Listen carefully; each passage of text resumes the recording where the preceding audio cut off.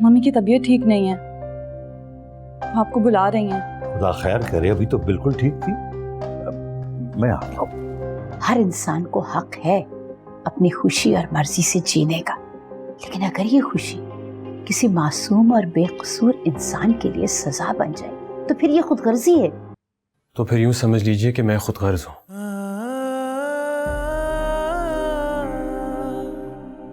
और इसीलिए एक मासूम और बेकसूर के साथ जुल्म होते हुए नहीं देख सकता। मैं समझी नहीं अहमद, किसकी बात कर रहे हो तुम?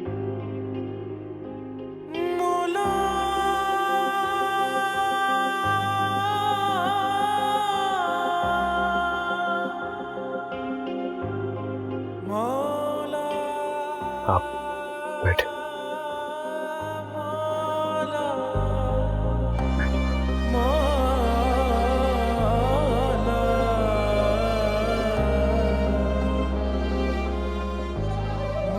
मैं आपसे बहुत बातें करना चाहता हूं, आपको बहुत कुछ बताना चाहता हूं, लेकिन अभी मुनासिब वक्त नहीं।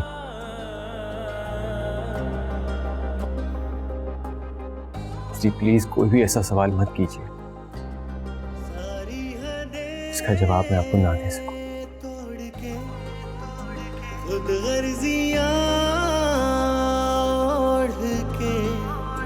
पल भर में क्या कर दिया, सब कुछ फना कर दिया। अहमद ठीक ही तो कह रहा है, अब मुझे कोई फैसला कर ही लेना चाहिए। अब तो मम्मी भी मेरे साथ है, लेकिन मुझे इस मामले में बहुत सोच समझ कर कदम उठाना होगा। डैडी हदीद को अपना दामाद ही नहीं बल्कि बेटा मानने लगे। मैं अब डैडी को दोबारा टूटता हुआ कभी नहीं देख सकती, और मुझे अपने आप को भी तो समझाना है। हर बार अपना अहद तोड़कर हमेशा की तरह अहमद की पनाह और मोहब्बत के साए में आने की कोशिश करने लगती हूँ, कि जानते हुए भी कि वो आशिका हो गया है। कितना गलत कर रही हूं मैं कि ये जान तो मेरी और हदीद की है, फिर क्यों हर बार मैं अहमद को इन्वॉल्व कर लेती हूँ।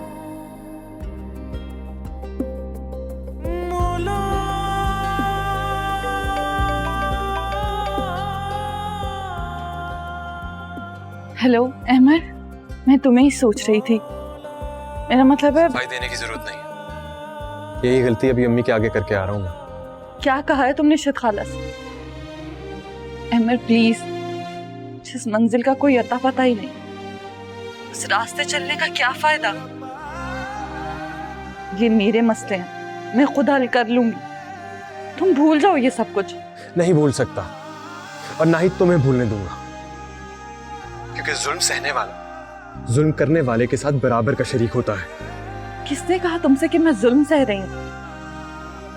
अरे मैं तो उसे जीते जी मरने पर मजबूर कर रही हूँ। खैर, मेरी आज अम्मी से बात हो गई है। क्या बात? अहमद खुदा की कसम, अगर इश्रत खाला या हशाम अंकल ने डैडी से कोई भी ऐसी बात की जिससे उनकी नजरें झुक गई तो मैं अपनी जान दे दूंगी। तुम्हारी कसम का पास ही तो रखा हुआ है, वरना आज हदीद अपने पैरों पर खड़ा ना होता।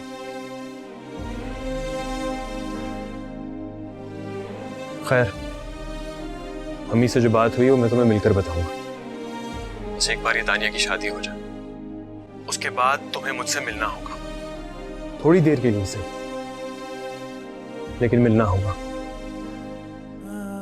ये बात अपने जहन में डाल लो। लेकिन अहमद, हेलो हेलो,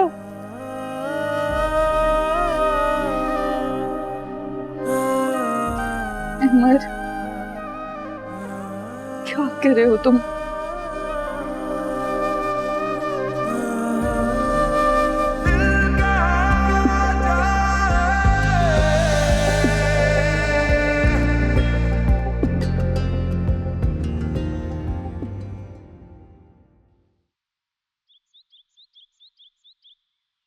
हाँ भाई शर्मिली, कोई दो भाई, कोई लस्सा शस्सा, कोई पराठा शराठा। इधर दंगल चल रहा है पेट में। तुम्हें शर्म नहीं आती सब लोगों से पहले नाश्ता करते हुए? तो शर्म आएगी तो कर लेंगे, शर्म का क्या है। मंजूर तुम बातें बहुत मजे की करते हो। तो तुम भी तो इतना क्वीट हंसी हो वो। अच्छा मंजूर, तुम्हें पता है असद साहब की शादी की सबसे ज्यादा खुशी मुझे किस बात की है? अपना नया जोड़ा पहनने की। हाय, और तुमने फिर वो पहन लेना है दानिया बीबी जैसा जोड़ा, और फिर उन्हें कहना बदल के आओ। फिर अल्लाह ना करे। और वैसे भी वो दुल्हन वाला जोड़ा पहनेंगी। तुमने मुझे काम का ही डरा दिया मंजूर।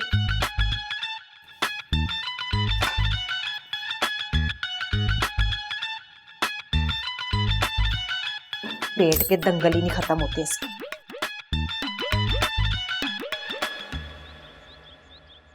हदीद, अगर तुम्हारी जेबी के साथ गुफ्तगू खत्म हो गई हो तो लाउंज में आ जाओ, अशर तुम्हारा इंतजार कर रहा है। कल ऑफिस में उसका फोन आया था कि शादी का इनविटेशन देने आया होगा। भाई मैं तो माजरत कर लूंगी, मेरा तो बिल्कुल कहीं भी आने जाने का दिल नहीं करता। और हाँ, इस बार तुम सोबिया को जरूर लेकर जाना। शादी के बाद तुम कब तक ही अकेले आते जाते रहोगे?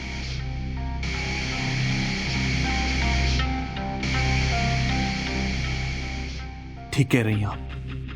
अच्छा, जल्दी से आ जाओ, वो तुम्हारा इंतजार कर रहा है।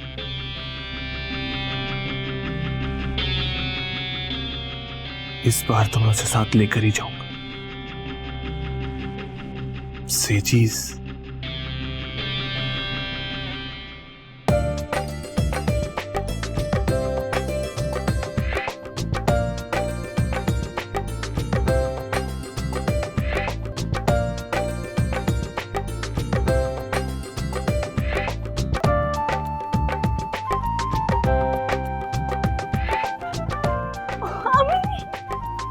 ये क्या तुम करने खड़ी होगी हो? दुल्हन हो तुम। खामोशी से बैठो यहाँ पर आके। ये क्या बात हुई अम्मी? शादी मेरी है तो ये लोग सिर्फ क्यों खुशियां मनाएं? भाई मैं तो डांस करूंगी। अभी क्या हो गया है, हम लड़कियां ही तो हैं, करने देना थोड़ा सा एंजॉय। वैसे भी अभी कौन सा आपका जमाना है जब बेचारी दुल्हन को तो हंसने की भी इजाजत नहीं थी। अच्छा भाई, मेरे जमाने की लज्जाई शर्माई दुल्हन को भाड़ में झोंको, करो अपनी मनमानी जो करनी है। और ये अभी तक एमर क्यों नहीं आया? कहाँ रह गया वो? जी अम्मी, मैं उसको ना कॉल करती हूँ। बैठ जा मेरा बच्चा, बैठ जा, बैठ जा।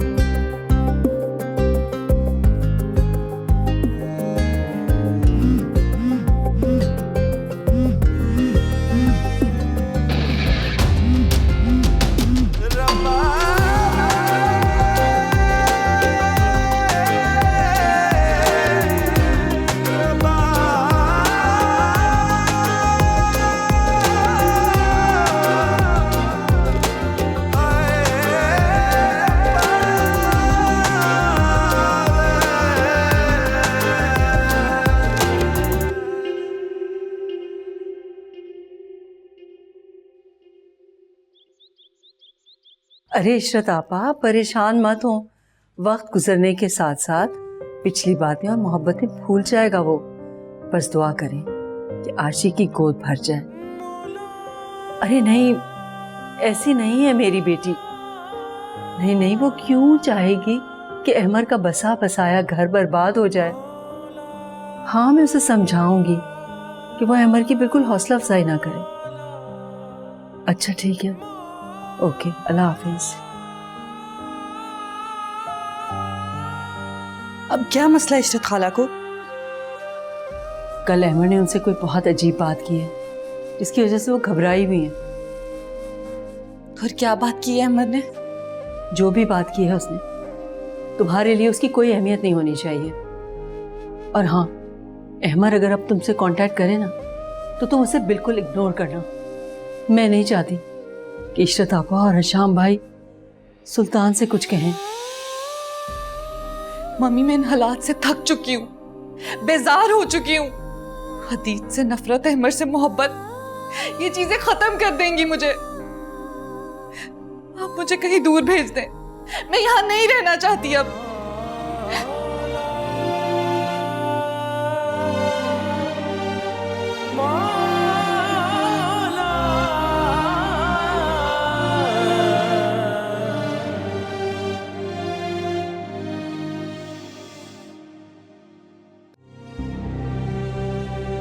अहमद, उठो, उठ जाओ। हद करते हो तुम भी। ये कोई वक्त है सोने का?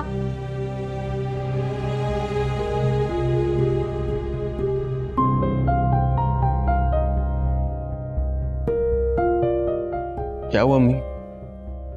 आशी इतनी बार कॉल कर चुकी है, क्यों नहीं उठा रहे उसका फोन? उसने तंग आकर मुझे कॉल किए। उठो, चलो उठो, वेट कर रही हूँ तुम्हारा। अम्मी तबीयत ठीक नहीं है, आप प्लीज उसे कॉल करके बता दें। क्यों परेशान कर रहे हो बेटा मुझे?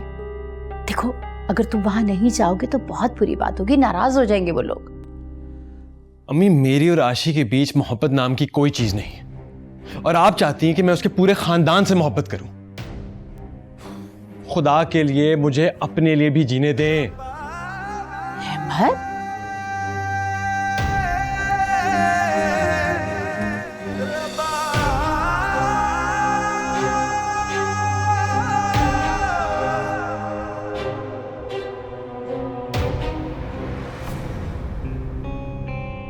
अहमद, तुम समझ क्यों नहीं रहे हो?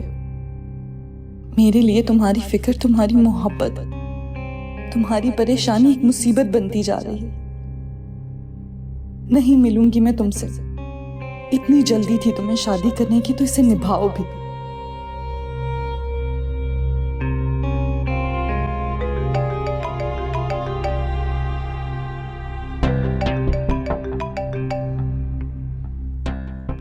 हाँ बोलो, क्यों कॉल किया? मैं फिलहाल घर नहीं आ सकूंगी, मम्मी की तबीयत ठीक नहीं है। लेकिन कल तुम्हें मेरे साथ अशर की शादी में जाना होगा, और इसमें इनकार की कोई गुंजाइश नहीं। देखो हदीद, मैं फिलहाल बहुत उलझी हुई हूँ। मुझे तुम में और तुम्हारे दोस्त में कोई दिलचस्पी नहीं है, और अपना ये रोब अपने पास रखो।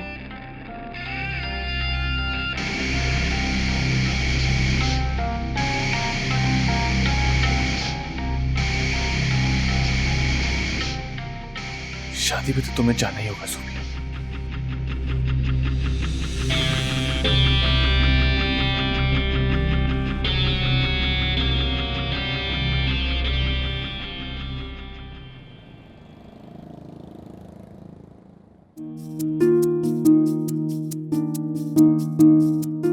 अरे वाह भाई, बड़े लाड उठा जा रहे माँ के मेहमानों के जाने के बाद।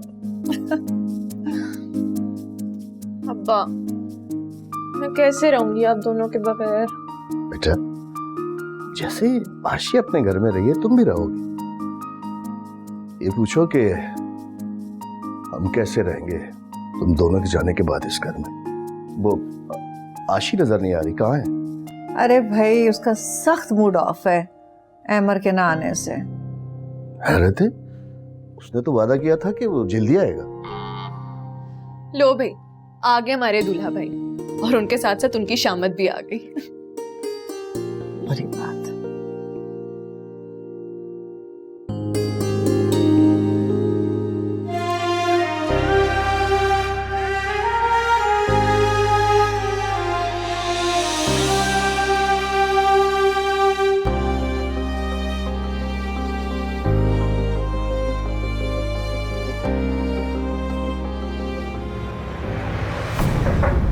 डैडी, आपने बुलाया मुझे? हाँ बेटा, मुझे ये बताओ कि तुमने हदीद को शादी में जाने से क्यों मना कर दिया? वो डैडी, मैं मम्मी को ऐसे कैसे छोड़कर जा सकती हूँ? तुम्हारा ये बहाना काबिल कबूल नहीं है। देखो, मैं ऑफिस से आ जाता हूँ शाम को, शोभी भी घर पे था। अब तुम्हारी माँ इतनी बीमार नहीं है कि ये जाना चाह रही तो आप क्यों जबरदस्ती कर रहे हैं? वैसे हदीद को आपसे शिकायत नहीं करनी चाहिए थी। तुम जैसी माएं होती हैं जो बेटियों को फेवर देकर उनके घर नहीं बसने देती। सोबिया, तुमने तैयार होना है और तुमने जाना है हदीद के साथ उसके दोस्त की शादी पे, वरना हमारे जाने वाले लोग क्या कहेंगे। बैठो बैठो बैठो। सोबिया, मुझे बताओ, आखिर क्या मसला है? क्या वजह है कि तुम शादी में नहीं जाना चाहते? डैडी, मैं कैसे बताऊं आपको? मुझे शादी में जाने से एतराज नहीं है, मुझे हदीद के साथ जाने पर एतराज है। देखो बेटा, तुम्हारी इस शादी की वजह से रिश्तों में कितनी दरारें पड़ी, कितने दिल टूटे, कितनी टेंशनें फैली हैं पूरे खानदान में। अगर अब थोड़ा सुकून हो गया है तो इसे बदसकूने में मत बदलो बेटा, प्लीज। ये शादी कोई खेल नहीं है। तो डैडी, आपका क्या मतलब है? अगर मुझसे गलती होगी तो क्या मुझे पूरी जिंदगी इसको भुगतना पड़ेगा? ये गलती नहीं है, मैं नहीं मानता कि ये गलती है। देखो बेटा, हमें जीते जी मार कर, हमारे लाख समझाने के बावजूद भी तुमने अपनी मर्जी से हदीद से शादी की, छुप के निकाह किया। लेकिन अब दोबारा ऐसी सिचुएशन में मैं किसी से नजरें नहीं मिला सकता, ना ही किसी की बातों का जवाब दे सकता हूं। कुछ आया समझ में तुम्हारी? सुल्तान, कभी कभी हमें पता नहीं चलता कि असल हकीकत क्या है। हम गहराई में जाए बगैर ही जो सामने हमें नजर आ रहा होता है उसी को सच समझ लेते हैं। अब हमें इसी हकीकत में ही खुशी ढूंढनी है, इसी हकीकत में। सोबिया, तुम कल हदीद के साथ शादी में जा रही, समझ गई? जब वापस आओगी तो इस मामले में भी बात कर लेंगे। सच डैडी?